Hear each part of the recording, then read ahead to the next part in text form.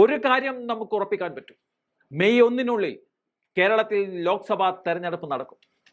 Black mail രാഷ്ട്രീയം കളിക്കുകയാണ് BJP എന്നുള്ള ആരോപണം മുൻപും ഉയർന്നതാണ്. അത് ശരിവെക്കും വിധത്തിലാണ് ഇപ്പോൾ കാര്യങ്ങൾ എത്തിനിൽക്കുന്നത്.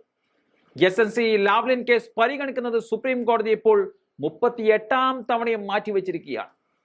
മുഖ്യമന്ത്രി പിണറായി വിജയൻ അടക്കമുള്ളവരെ കുറ്റവിമുക്തരാക്കിയ ഹൈക്കോടതി വിധിക്കെതിരായി CBI നൽകിയ ഹർജിയിലാണ് ജസ്റ്റിസുമാരായ സൂര്യകാന്ത്, KV വിശ്വനാഥ് എന്നിവർ അടങ്ങിയ ബെഞ്ചിന്റെ നടപടി ഉണ്ടായത്. മെയ് 1 ജസ്റ്റിസ് സൂര്യകാന്ത് അധ്യക്ഷനായ ബെഞ്ച് കേസ് വീണ്ടും പരിഗണിക്കും. കഴിഞ്ഞ ദിവസം ഹർജി പരിഗണക്കെടുത്തപ്പോൾ VM സുധീരന് വേണ്ടി ഹാജരായ സീനിയർ അഭിഭാഷകൻ ദേവദത്ത് കാമത്ത് കേസ് 30ലധികം തവണ മാറ്റിവെച്ചതാണെന്ന് സുപ്രീം കോടതിയിൽ ചൂണ്ടിക്കാട്ടിയിരുന്നു. അന്വേഷണ ഏജൻസിയായ CBI ആവശ്യപ്പെട്ടിട്ടാണ് ഏറ്റവും കൂടുതൽ തവണ കേസ് മാറ്റിവെച്ചതെന്നും CBIക്ക് കേസിൽ താല്പര്യം നഷ്ടപ്പെട്ടുവെന്നും അദ്ദേഹം ആരോപിക്കുന്നുണ്ട്. കേസിൽ 6 വർഷം മുമ്പാണ് എതിർകക്ഷികൾക്ക് ആദ്യം നോട്ടീസ് അയച്ചത്. പിന്നീട് തുടർച്ചയായി കേസ് മാറ്റിവെക്കുകയായിരുന്നു. മുഖ്യമന്ത്രി പിണറായി വിജയൻ ഉൾപ്പെടെയുള്ളവരെ കുറ്റവിമുക്തരാക്കിയതിനെതിരായ CBI അപ്പീലും വിചാരണ നേരിടണമെന്ന ഹൈക്കോടതി വിധിക്കെതിരെയുള്ള മറ്റു പ്രതികളുടെ ഹർജിയുമാണ് സുപ്രീം കോടതി പരിഗണിക്കുന്നത്.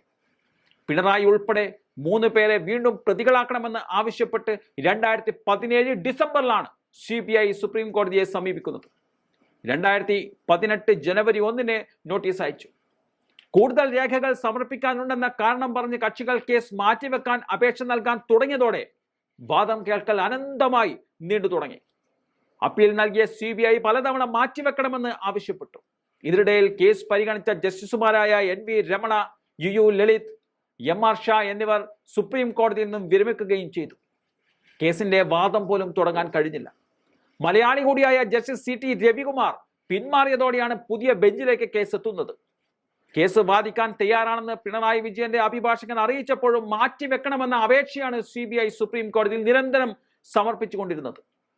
കേന്ദ്ര ഏജൻസികളെ ഉപയോഗിച്ച് വേട്ടയാടൽ നടക്കുമ്പോൾ വേട്ട അവസാനിപ്പിക്കാതെ ഒരു പോയിന്റിൽ നിർത്തിവെക്കുകയാണ് BJP ഇപ്പോൾ ചെയ്യുന്നത്. പ്രതിപക്ഷം പറയുന്നത് പോലുള്ള അഡ്ജസ്റ്റ്മെന്റ് രാഷ്ട്രീയം ഇവിടെ കൃത്യമായി നടക്കുന്നുണ്ടെന്ന് മനസ്സിലാക്കാൻ സാധിക്കും.